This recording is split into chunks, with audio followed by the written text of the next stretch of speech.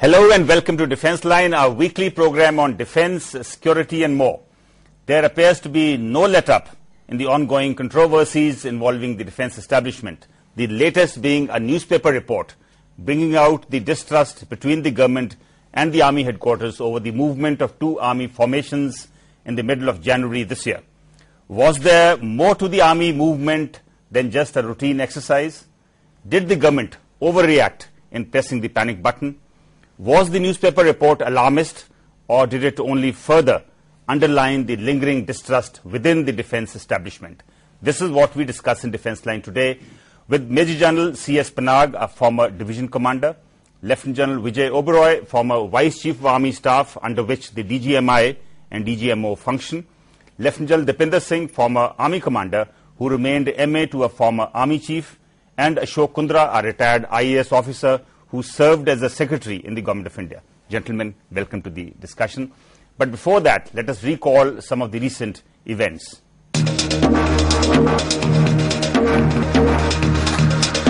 The letter leak controversy still fresh. Army Chief General V.K. Singh was in for another trouble when a national daily reported about the night when Raisina Hill was spooked.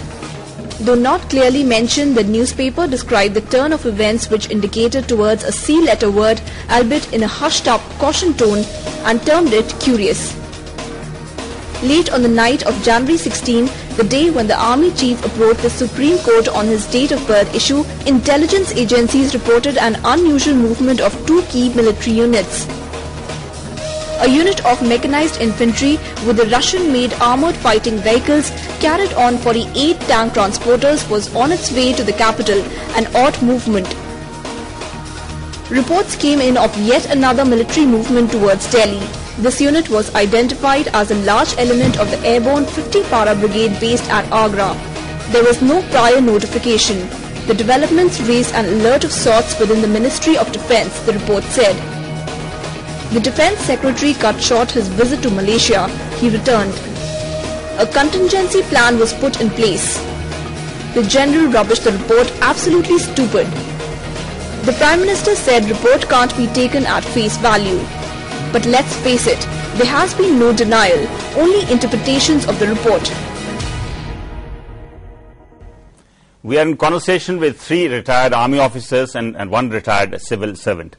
General Panag, I'll start with you. What appears to have set the cat amongst the pigeons was the newspaper report about a possible, not exactly a coup, but an unusual movement of two army formations towards Delhi in the middle of January. That's the time the Supreme Court was hearing the Age Rao issue of General V.K. Singh. Are such army movements unusual? They're not unusual. They are routinely carried out. And the essence of such practices is that the least number of people who know gives the practicability of the move. Movement should ordinarily be within the jurisdiction of the formation concerned, if it is ordered by the formation commander. If it is ordered by higher headquarters, it may go in any direction. As a divisional commander, I have mobilized units and moved them 5, 10, 15, 20 kilometers away from their location within the specified period to test this thing of whether they mobilize in 6 hours or no. But did you do this without informing the higher headquarters? A higher headquarter, as a courtesy, may be informed, but it is not obligatory. Right. General Oberoi, you've been the Vice Chief, and as I said, the DGMI and DGMO both report to the Vice Chief. What is the laid down procedure for movement of formations? There is no such laid down procedure. It is a matter of training and maneuvers of the formations concerned. These are field formations. The commander of such formations has to train them. This is part of very much part of the training. And I want to correct a point which you made earlier, where you said two formations of the army. Now, the formation is a very big thing. We are talking about two units, not of more than 400 strength each. So, General Oberoi, if a larger formation was to move, let's say a div headquarters or maybe less than that, a brigade headquarters, then would the higher headquarters be informed? Not necessarily. As Ranjit has mentioned, it depends. If you are working in your own area, nothing happens. I moved the entire corps headquarters. Okay. I stationed in Mathura, and we moved towards Delhi. We camped wherever we had to go, and it was all within my jurisdiction. So there is no problem. And there was no alarm in Delhi? No, there is no alarm. Why should there be an alarm? But what is the rule, written or unwritten, when troops have to move towards Delhi? Do you necessarily have to inform the Ministry of Defence? No. I think this is all, the newspaper has said so many wrong things unnecessarily, just to create unnecessary panic and sensationalize an issue which need not have been reported at all. There is no such thing. Okay. It is only, one second. Yes. Let me just finish. Okay. A similar thing occurred when I think General Thimaya was the chief, and a similar thing occurred when Pandit Nehru was died, and some troops were moved, and there was no nothing unusual at all. General Deepinder Singh, you've been an army commander. What is your understanding of the laid down procedures, if any? Do you agree with the two generals here? No, I agree absolutely. I think Vijay has summed up the whole procedure very well, and there is, and in any case, what I want to ask is, there are enough troops in Delhi. Why should 2 battalions moving into Delhi create a scare? That's a very valid point. General Deepinder Singh, you've been the MA to the Army Chief at that time, Sam Manekshaw, later Field Marshal. What is the system at the Chief's level? What all does the Chief have to inform the MOD? I don't think there is anything laid down. But I do recall, while we are on this subject, Abu Abraham, that famous cartoonist, one day was interviewing the Field Marshal. And he asked him a question. He says, General, tell me, can the army stage a coup? To which the answer was, he said, Mr. Abraham, your question is grammatically incorrect. By can, you imply capability. Of course the army is capable of staging a coup, but it will not. So I think that sums up the total feelings. But how did the people in the defence establishment react to what Sam Manekshaw said? Those days Sam Manekshaw was too close to Mrs. Gandhi for anyone to react. And also maybe people still had a sense of humour then. Yes. Mr. Kundra, what is your feeling? Did the government kind of overreact? As they say, the Defence Secretary was called back from Malaysia. Those sources within the government say that he was called back for different reasons, not for exactly for this. He was to sign some kind of affidavit which was to be submitted in the Supreme Court again in the same issue, the age row. No, I am rather surprised by what I am hearing from my friends on this side, that this is a routine affair, no notification is required, neither it is done in the past, and it was a small contingent, which were moving, and already there are about 6,000 personnel in the army personnel in Delhi itself. It only shows that intelligence agencies, I think, were unnerved unnecessarily. And why did they get that feeling? That is also very surprising, because in routine matters which are going on, and it is a kind of reaction which will throw a kind of feeling of panic, in the country. And worse, I feel, is the report which is... Mr. Kundra, we are living in very transparent times now. No, it's transparent, it's all right. If the ministry did intervene, if the units were asked to go back, that means there was a certain amount of panic in the government. No, that I agree. That's what I'm saying. I'm rather surprised why there was a panic.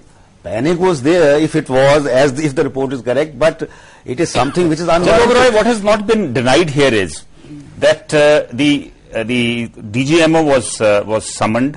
He was asked about the movement, and then the units were asked to go back to their peacetime locations. I don't know whether this is correct. Has not been denied yet. The government has not verified anything. Why should it be denied? No, everything else has been denied. The newspaper report has been rubbish. No, if the whole newspaper report has been rubbished, everything else, everything stated therein is rubbish. That's right. So they would have in any case gone back. So why should the MOD intervene and ask them to go back? No, there was a legitimate reason for that particular exercise. And you will recall that when the Maldives problem came in, there was a problem of moving those troops which were earmarked for that kind of a contingency. It took much longer than it should have. Because of the fog. Fog. And exactly this is what they were trying to do, to carry out drills by which this time could be reduced or evolve a different methodology. Now there's nothing wrong with it. Yes, nothing spooky about it. Second thing is, if you recall, the only time a mechanized unit was moved into Delhi was after the 84 riots. Yes. That time that unit moved from Hisar. So that, and in these routine moves, your troops do not enter built-up areas. So how do you see the role of the intelligence agencies, which perhaps alerted, it appears to everybody that they alerted the intelligence agencies have performed well. They have detected the movement, they have reported it. Now, the intelligence agency's job is passing the intelligence. The analysis of the intelligence has to be done by learned people and not by people who panic. It becomes intelligence after analysis. Before that, it is information. Right, I'll just come back to you. Here it's time for a short break. When we return, we continue our discussion on the distrust between the government and the army headquarters, especially the Army Chief, General V.K. Singh.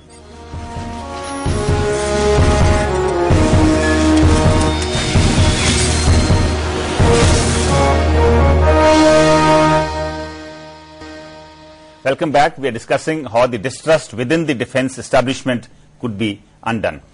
General Oberoi, one of the former army commanders, has tweeted, he's on the Twitter, I quote, that the movement could be a preemptive demonstration with a cover plan to preempt likely impending decision. Impending decision here perhaps means action against the chief.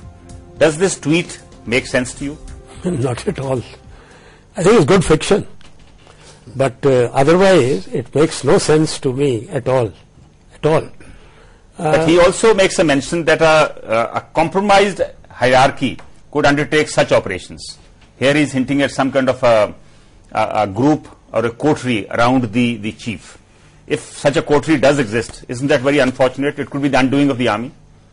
No. Firstly, I don't think any coterie exists. If the media and the Ministry of Defence, for their own reasons, try to show to the country that some kind of a coterie exists, I think we are wrong. No, here the media is not saying it. Here a former army commander is saying it. He says a compromised hierarchy. No, what he is saying, the question you asked was something different. What he said, a hierarchy. But you said, is there a coterie? I'm sorry, there is no such thing. In the army, we don't have coteries. The coterie word, if you remember... He mentions that a compromised hierarchy could undertake such operations. But is there a compromised hierarchy? That's the point. Who is this compromised hierarchy?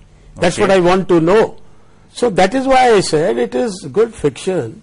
If a novel is written about it, it might sell also. General Panag, the newspaper which published the report of the troop movement has come under very, very severe criticism. In fact, General V.K. Singh himself said the report is absolutely stupid. It was an effort to undermine the army. It was deplorable.